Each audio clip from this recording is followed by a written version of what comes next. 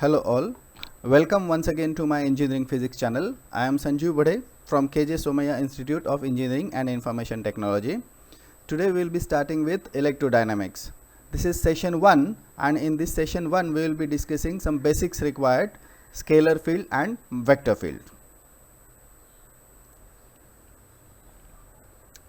In this module on electrodynamics we are going to cover these topics. If we follow conventional teaching method, it may need around 5 lectures and the marks weightage will be 18 to 20 marks. I have divided these topics in 3 sessions. In the first session, I will be discussing scalar and vector field. In the second session, we will be discussing gradient, curl and divergence in Cartesian coordinate system. And in the third session, we will discuss various laws, Gauss law for electrostatics, Gauss law for magnetostatics, Faraday's law and Ampere's circuital law. And then we will write these laws in the form of equations, and these equations are called as Maxwell's equations. The prerequisites required will be discussed as and when they are needed in the sessions. Outcome of this electrodynamics module will be, this module will serve as the basic of electrodynamics, which will be required for satellite communication and antenna theory. So for further studies, these basics will be required. Let us first talk about scalar field and vector field. In science and technology, we frequently encounter quantities that have magnitude and magnitude only. For example, mass, time, temperature. These quantities remain the same no matter which coordinate system that we are using. Such quantities are called as scalar quantities. In contrast, there are many physical quantities that have magnitude and direction both. Such quantities include displacement, velocity, acceleration, force, momentum, angular momentum, etc. These quantities are called as vector quantities. The behavior of physical quantity in a given region is described by its value at each point in that region. And now we can define a field as a function that describes the behavior of physical quantity at all points in a given region of space. So physical quantity can be described by a field, and that field can be either a scalar or vector. So field can be a scalar field or vector field. So based on the value that particular function representing a field is returning, it can be called as a scalar field or vector field. Scalar field. A scalar field is a function of space whose value at each point is a scalar quantity, means it will have only magnitude. Scalar field is a function that gives a single value of some variable for every point in space. So some of the examples of scalar field are temperature, volume, mass, density, energy, voltage, current, etc. In simple words, we can say that scalar fields takes a point in a space and returns a number. So scalar field is a function that returns simply a number. Now vector is a quantity which has both magnitude and direction in space. We can define vector field as a function that takes a point in space and returns a vector. Some examples of vector field are velocity, momentum, acceleration, force, electric field, magnetic field. All these are the vector fields. Let us try to understand some of the examples, some more examples of scalar field and vector field using some diagrams. So here temperature is depicted as a scalar field. You can see every location is associated with some temperature. So if you input the location to the scalar field function, then it will just return one number to us. So this is an example of a scalar field. A blowing wind can be taken as an example of vector field. You can see at every location the wind will have some speed and direction both. So at this location the wind is moving with certain speed and direction is this, at this location wind is flowing with some different value of the speed and the direction is also changed. So if we input location to this vector field function, then it will return us the value of speed and direction both. So this is a field which is returning us a vector. So it is called as vector field. Earth's gravitational field is another example of vector field. Earth's gravitational field will always point towards the center of the earth, and its strength at a given point depends on how far that point is from the earth's surface. So here at this point, the direction of the gravitational field is this, and the strength is indicated by length of this vector. As we go away, the strength is reducing, direction is same. At this point, the direction is changing. Strength depends on the distance of that point from the earth's surface. So earth's gravitational field is also an example of vector field. Now we will revise some of the vector operations. You must be familiar with all these vector operations. I will just revise them once again. So if we have two vectors a bar and b bar, then addition of these two vectors follows a commutative law. So a bar plus b bar can be written as b bar plus a bar. So while adding the vectors, we can swap the vectors and still the result will be the same. The vector addition obeys associative law.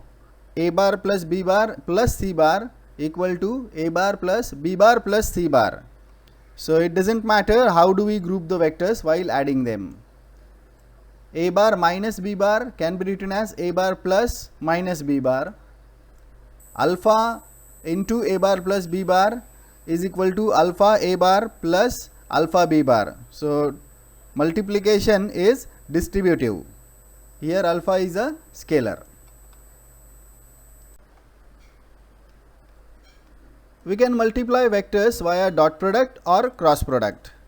Dot product is written as a bar dot b bar equal to a b cos theta, where a and b are the magnitudes of these vectors a bar and b bar respectively, and theta is the angle between the two vectors.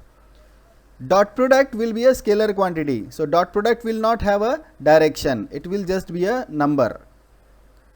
We can write a bar dot b bar to be equal to b bar dot a bar. So dot product follows the commutative law. A bar dot b bar plus c bar equal to a bar dot b bar plus a bar dot c bar. So dot product also follows distributive law. Cross product now can be written as a bar cross b bar equal to a b sin theta n cap, where a and b are magnitudes of the vectors a bar and b bar respectively. Theta is again angle between a bar and b bar, and n cap is the unit vector pointing perpendicular to the plane of a bar and b bar. That means a bar cross b bar is a vector. Unlike dot product was a scalar, but cross product will result in a vector and will have a direction, and the direction of the a bar cross b bar will be perpendicular to the plane of a bar and b bar, and direction of this n cap, that means the direction of a bar across b bar, will be given by this right hand rule. So if this is the direction in which a bar is pointing, this is the direction in which b bar is pointing, then perpendicular to the plane of a bar and b bar will be the direction of resultant a bar cross b bar.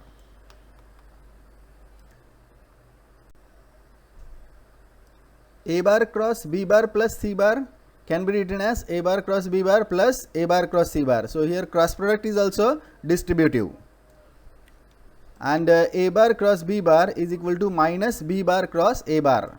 It means that the direction of a bar cross b bar and b bar cross a bar are opposite. So unlike dot product, in dot product a bar dot b bar is equal to b bar dot a bar, but in cross product there is a negative sign. Directions are different, directions are opposite. Let us try to understand now how to write a vector in a component form. So for that, let us consider unit vectors x cap, y cap, z cap along the direction x, y and z respectively. So x cap is the unit vector along x direction, y cap is the unit vector along y direction and z cap is the unit vector along z direction. Unit vector means the vector having dimension 1. A vector a bar drawn from origin can be written as ax x cap plus ay y cap plus az z cap. The unit vector is indicated by writing cap like this. So vector a bar can be written as ax x cap plus ay y cap plus az z cap. These ax, ay, az, these numbers are called as the components of vector a bar, and these components are nothing but the projection of a bar on x, y and z axis respectively. So we can write a vector in a component form as a bar equal to ax x cap plus ay y cap plus az z cap, where x cap, y cap and z cap are the unit vectors along x, y, z axis respectively, and ax, ay, az are called as the components of a bar. Now let us discuss vector algebra in component form. We will try to understand how the two vectors are added in a component form, how a scalar is multiplied with a vector in a component form, how dot product of the two vectors is written in component form, how a cross product of two vectors is written in component form. So all these things will be discussed now. So let us first add the two vectors a bar plus b bar.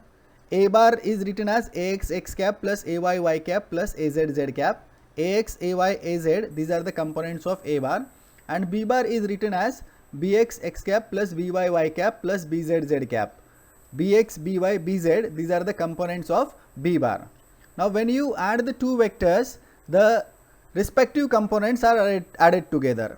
So x component of a bar will be added to x component of b bar, y component will be added to y component of b bar, and z component of a bar will be added to z component of b bar. So a bar plus b bar will result in ax plus bx x cap plus ay plus by y cap plus az plus bz z cap. This is how the vector is multiplied by a scalar. So when you multiply a vector by a scalar, that scalar will get multiplied with each component. So a into a bar will result in ax x cap plus ay y cap plus az z cap. So this is how a scalar is multiplied with a vector in component form. Now if you take dot product of two unit vectors x cap dot x cap, that will be 1. So if you multiply a unit vector with itself via dot product, the result will always be 1. Why? Because the dot product of two vectors a bar and b bar is given by ab cos theta. So here theta will be equal to 0, so cos 0 will be equal to 1, and the magnitude of unit vector is 1. So 1 into 1 into 1, so that will result in 1. So x cap dot x cap, that will be equal to y cap dot y cap, that will be equal to z cap dot z cap, and that will be equal to 1. If you take dot product of the two perpendicular vectors, here theta will be 90 degrees and cos 90 is 0, and therefore x cap dot y cap, that will be equal to x cap dot z cap, that is y cap dot z cap, that will be 0. So if you take dot product of the two perpendicular vectors, that will be equal to 0, because theta is equal to 90 degrees and cos 90 is equal to 0.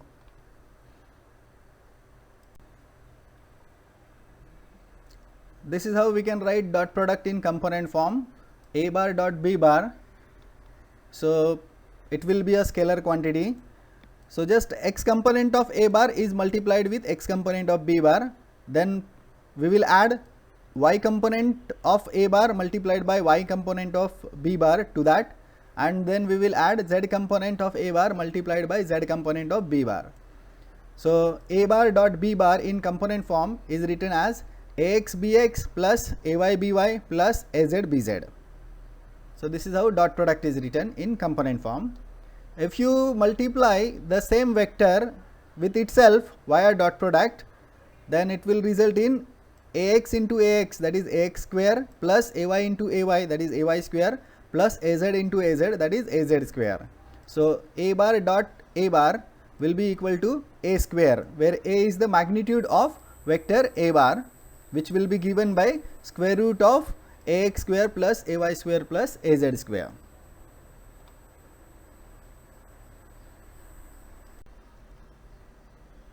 Cross product of the two vectors is written as a bar cross b bar equal to ab sin theta n cap. So if you take cross product of the unit vector with itself, it will result in 0. Why? Because x cap cross x cap will be equal to 1 into 1 into sin 0. Theta will be equal to 0. Sin 0 is equal to 0, and therefore it will result in 0. So if you multiply a given vector with itself via cross product, it will result in 0, because angle between them is 0 and sin 0 is equal to 0. Now if you multiply the unit vector with a perpendicular unit vector, then the result will be like this: x cap cross y cap will be equal to z cap, and that will be same as minus y cap cross x cap. So here direction changes when you interchange the positions, when you swap the vectors in cross multiplication. Y cap cross z cap will be equal to minus z cap cross y cap, that is equal to x cap, and z cap cross x cap will be equal to minus x cap cross z cap, that will be equal to y cap. In component form, the cross product is given by a bar cross b bar equal to ay bz minus az by x cap minus ax bz minus az bx y cap plus ax by minus ay bx z cap. So this is nothing but the value of this determinant. In this determinant, the first row is the unit vectors x cap, y cap and z cap. Second row is components of the first vector ax, ay, az, and the third row is bx, by, bz, components of the second vector. So see how it is written. Cross product is written x cap into ay bz minus az by, ay bz minus az by, minus y cap ax bz minus az bx plus z cap ax by minus ay bx. So the cross product in component form is nothing but a value of this determinant, in which first row is unit vectors, second row is components of the first vector, and the third row is components of the second vector. So we can change this sign, negative sign, to positive sign by interchanging the terms here.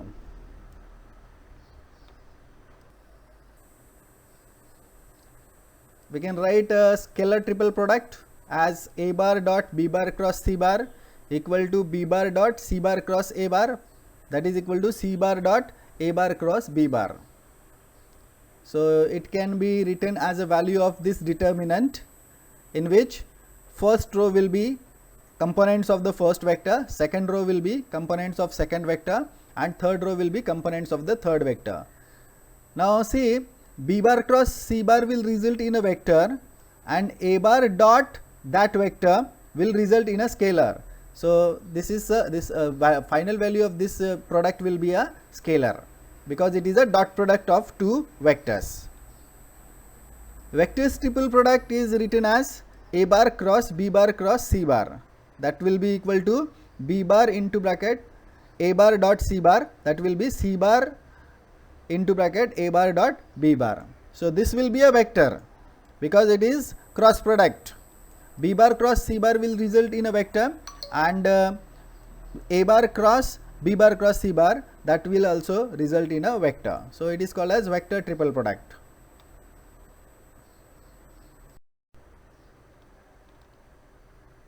If you are given a point x, y, z in Cartesian coordinate system, then a position vector for this point is written as r bar equal to x, x cap plus y, y cap plus z, z cap. So here x, y, z, these are the components of this position vector. Position vector is always drawn from the origin. from origin to that point. So r bar is written as x cap plus y cap plus z cap. X cap, y cap, z cap, these are the unit vectors along x direction, y direction and z direction, and x, y, z in this case will be the components of this vector r bar, which is called as the position vector for this point x, y, z. In some books you can find this x cap, y cap, z cap written as I cap, j cap and k cap as well. You can see magnitude of this position vector will be clearly square root of x square plus y square plus z square, and you can write the unit vector along this r bar as r bar upon r. So r is the magnitude, r bar upon r will be the unit vector along the r bar, position vector r bar. So unit vector can be written as r bar upon r, that is equal to x cap plus y cap plus z cap upon magnitude of r, that is x square root of x square plus y square plus z square. So this is how unit vector can be written.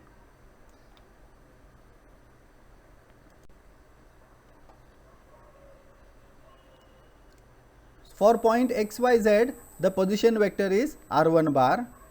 Now if you change the value of x by dx, y by dy and z by dz, so you will get new point x plus dx, y plus dy, z plus dz, and we can draw a position vector for this new point as r2 bar.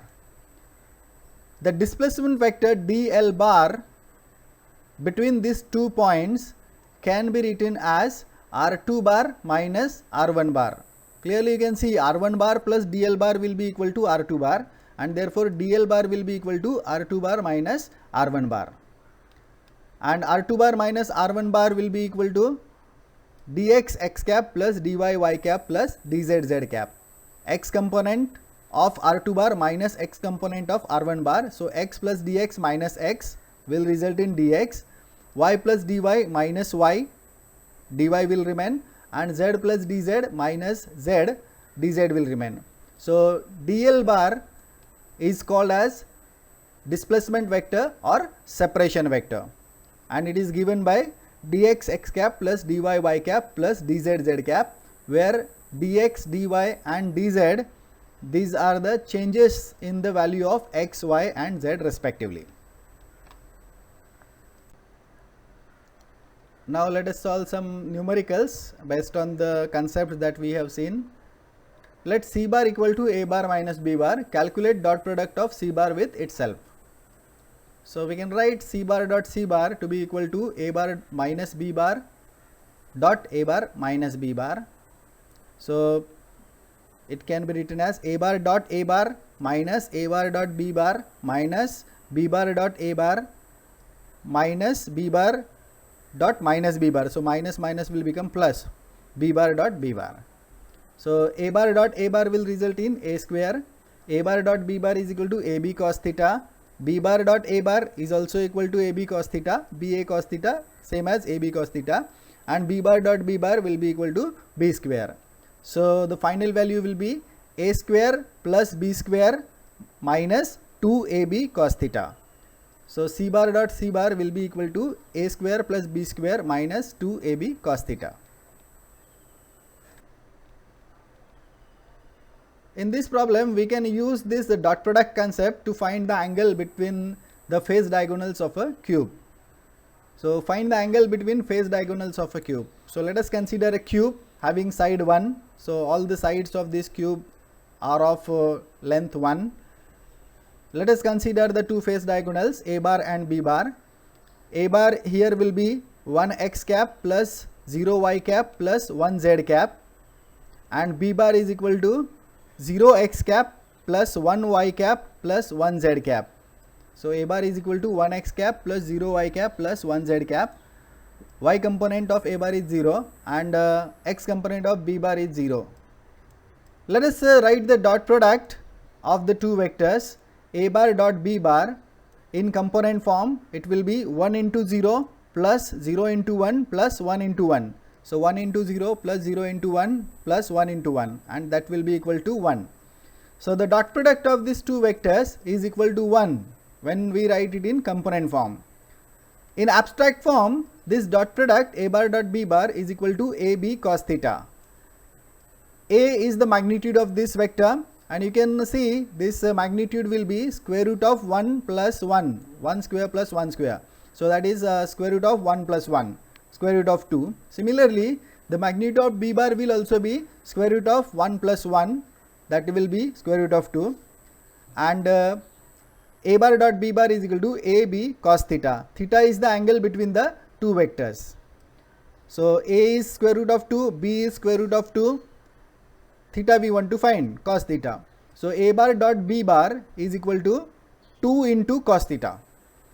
So in abstract form, we have got a bar dot b bar to be equal to 2 cos theta. In component form, it is 1. So we can equate the right hand sides of this equation 1 and 2, and we can write 2 cos theta equal to 1.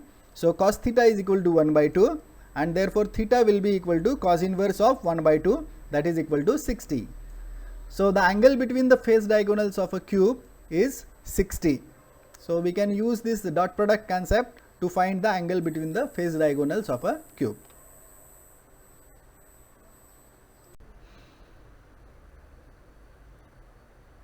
Okay, this is next one. Find the separation vector r bar from the source point 287 to the field point 468. Determine its magnitude and construct the unit vector r cap. So position vector for the point 287 can be written as r1 bar equal to 2x cap plus 8y cap plus 7z cap. X component is 2, y component is 8, and z component is 7. Position vector for another point 468 can be written as r2 bar equal to 4x cap plus 6y cap plus 8z cap. We can calculate the separation vector by subtracting one vector from the other.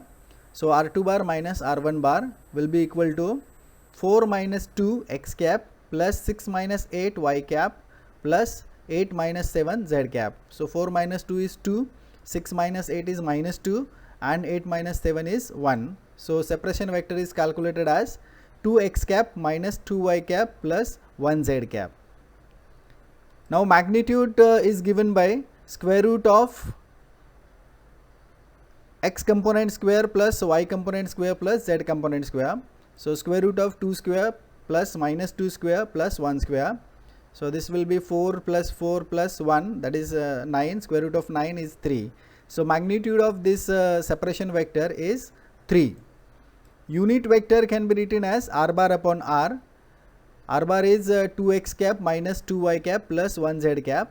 If you divide it by magnitude 3, if you divide each component by 3, it will be 2 by 3 x cap minus 2 by 3 y cap plus 1 by 3 z cap. So this will be the unit vector.